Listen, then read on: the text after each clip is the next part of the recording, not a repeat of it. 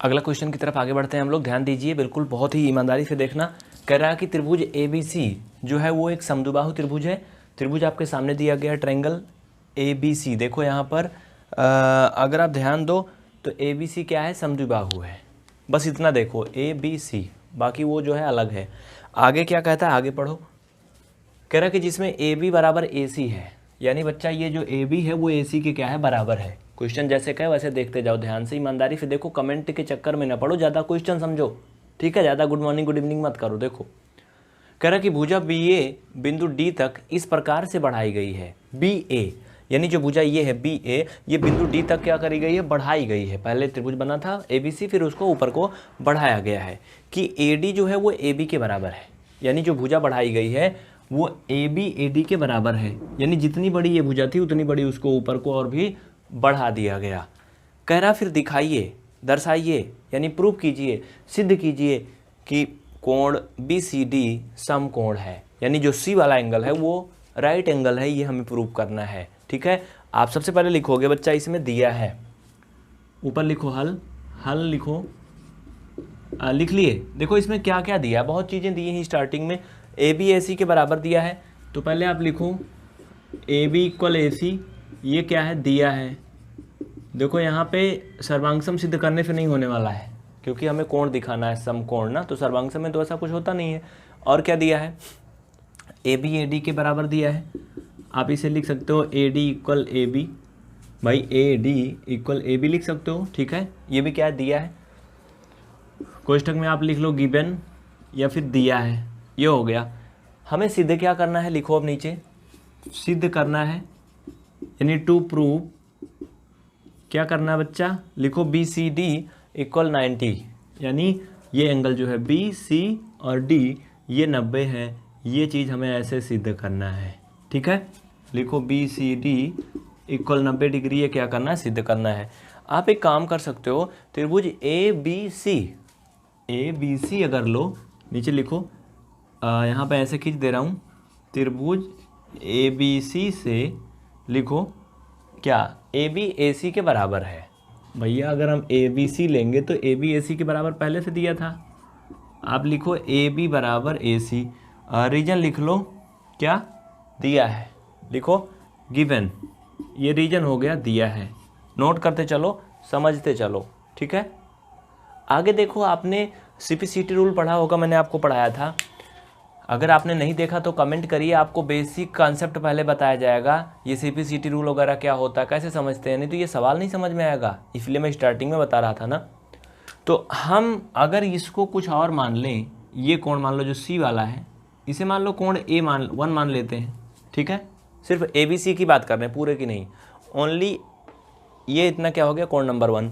तो इसे हम लिख सकते हैं एंगल 1 इक्वल किसके, एंगल B के। कुछ समझ में आया नहीं ना। ये जो एंगल 1 है, देखो ये C नहीं लेंगे, C का मतलब तो ये पूरा हो गया, ये पूरा बड़ा वाला त्रिभुज, लेकिन हम सिर्फ ABC में लेंगे तो ये एंगल 1 इसके बराबर है, B के। अब बताओ क्यों बराबर है। स्टार्टिंग में मैंने आपको रूल पढ़ाया था बच्चा, वो क्या पढ़ाया था कि जो बराबर भुजाएं होती हैं उनके सम्मुख कोण बराबर होते हैं। तो ये भुजा AB AC क्या बराबर है, तो AB के जो सामने कोण बना है कोण 1 है, और जो AC के सामने कोण बना है वो क्या है, B है, इसलिए दोनों क्या है, बराबर हैं। ब्रैकेट में रीजन लिख लो, क्या लिखोगे, बराबर भुजाओं के संगत कोण बराबर होते हैं। अब मैं पूरा नहीं लिखूंगा, बराबर भुजाओं के संगत कोण बराबर होते हैं। जल्दी से इतना लिखो, उसके बाद आगे बढ़ते हैं। ये आपका इक्वेशन नंबर 1 हो गया, क्या हो गई ये समीकरण नंबर 1 हो गया। अभी आगे देखते जाओ, बिल्कुल टेंशन मत लेना, अच्छे से देखते जाओ बच्चा। चलो ये इक्वेशन नंबर 1 हो गया। अब आगे देखो, त्रिभुज ACD, अब हम बड़ा वाला लेंगे ACD, अब ये त्रिभुज लेंगे ये, ठीक है, ACD लिखो। त्रिभुज ACD में यहाँ पे अगर आप देखो तो AD AC के बराबर है। कौन, AD AC के बराबर है। भाई क्यों बराबर है, सिंपल सी बात है, अगर AB AC के बराबर है, AB जो है वो AC के बराबर है, तो AC भी तो क्या होगा, AB के बराबर होगा। और चूंकि AB ऑलरेडी AD के बराबर है, तो तीनों आपस में बराबर है ना बच्चा। तो आप इसमें लिख सकते हो क्या, AD इक्वल AC, ब्रैकेट में लिखो दिया है, क्या है ये, दिया है रीजन हो गया। वही रूल यहाँ भी लगेगा। अब देखो ये दोनों भुजाएं बराबर हैं, तो भैया AC के सामने का कोण क्या है, D है, और AD के सामने का कोण क्या है, ये है ना। इसको मान लो कोण 2 मैंने मान लिया, क्योंकि अगर कोण C लोगे तब तो एक दो दोनों मिला के C हो जाएगा, लेकिन हमें सिर्फ आधा लेना है। तो हम लिख सकते हैं एंगल 2 इक्वल एंगल D, इतना ठीक है। तो बच्चा आप इसे लिख सकते हो इक्वेशन नंबर सेकेंड। क्या हो गई ये समीकरण नंबर 2 हो गया। अब हमें इन दोनों इक्वेशन को ऐड कर लेना है, बस आंसर आपके सामने आ जाएगा दौड़ के फटाफट। तो चलो इसको मिटा लो जल्दी से, हम लिखते हैं, जल्दी करिए। इसको मैं रीअरेंज करूँगा क्योंकि हमारे पास ज़्यादा जगह नहीं है, इसी के ऊपर मैं फिर से लगाऊंगा। आप लोग स्क्रीनशॉट ले लो वीडियो को रोक के, बहुत जल्दी करो, फास्ट। चलो अब देखो बिल्कुल सिंपल सा, हमें इक्वेशन 1 एंड सेकंड को जोड़ लेना है। अभी आपने देखा था इक्वेशन 1 क्या आया था, वीडियो को बैक करके देख लो बच्चा, जिनको नहीं समझ में आया इक्वेशन 1 क्या आया था। हमने देखा था कि angle A equal angle B, ये इक्वेशन नंबर फर्स्ट था बाबू, था ना बच्चा।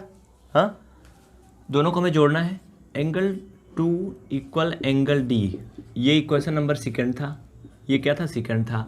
हमें इन दोनों को जोड़ना है। जोड़ने का मतलब आप जानते हो, दोनों को जोड़ के एक बनाना है।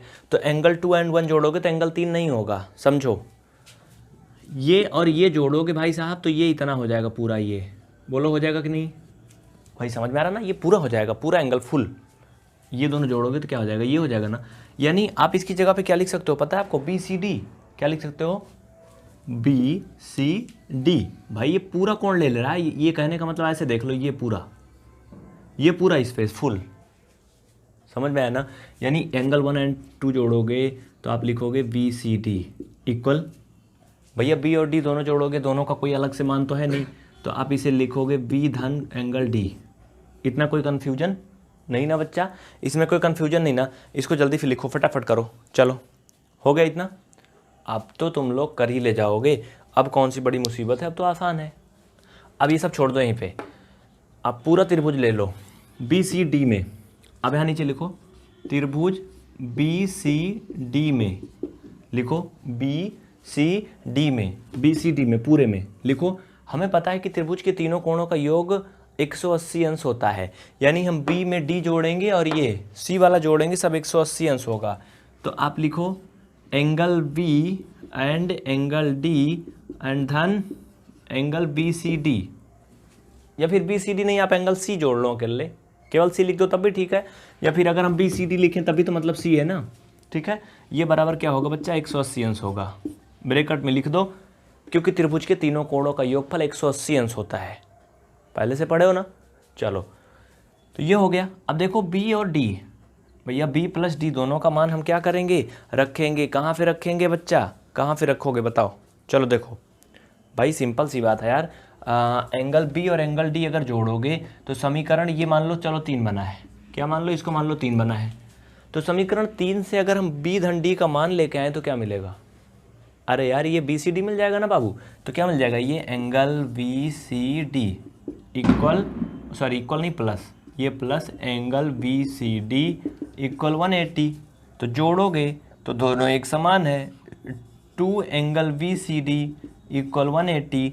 यहाँ से आप निकालोगे एंगल BCD इक्वल 180/2, और दिख रहा होगा आपको, जो इसे सॉल्व करोगे तो 90। हमें यही तो 90 दिखाना था ना BCD को, है ना। कितना इजी है ना। इसमें किसी को कोई डाउट है तो निसंकोच बता दो, बिल्कुल टेंशन मत लेना। हाँ देखो एकदम क्लियर दिख रहा है ना, नोट कर लो जिनको भी लिखना है, स्क्रीनशॉट ले लो, जैसा भी मर्जी वैसे लिख लो। क्वेश्चन एकदम पूरा कंप्लीट हो चुका है। तो बच्चों आज की क्लास यहीं पे खत्म होती है। हाँ आपसे एक बात बता दें चलते चलते, अगर आप इस वीडियो को यूट्यूब पे देख रहे हैं डेमो के रूप में तो PVR स्टडी ऐप डाउनलोड करें, उसमें पूरा कोर्स एक साथ मिल जाएगा। और हाँ अगर कोई सवाल है तो नीचे कमेंट बॉक्स में कमेंट करें। अगर आप इसे ऐप में देख रहे हैं तो बच्चा नोट्स बनाओ, रेगुलर देखो, क्लास आपको पूरा दे दी गई सिस्टम से। कोई डाउट है तो आप डाउट सेशन में कमेंट करो, या फिर आप नंबर पर संपर्क कर सकते हो। तो आज के लिए इतना ही। क्लास पूरा देखने के लिए प्रेम पूर्वक दिल से बहुत बहुत धन्यवाद। मिलते हैं फिर अगली क्लास में। बहुत जल्दी आप पढ़ाई करिए, रिवीजन जरूर करते रहिए, जिससे कि एग्जाम में आप अच्छा कर सकें।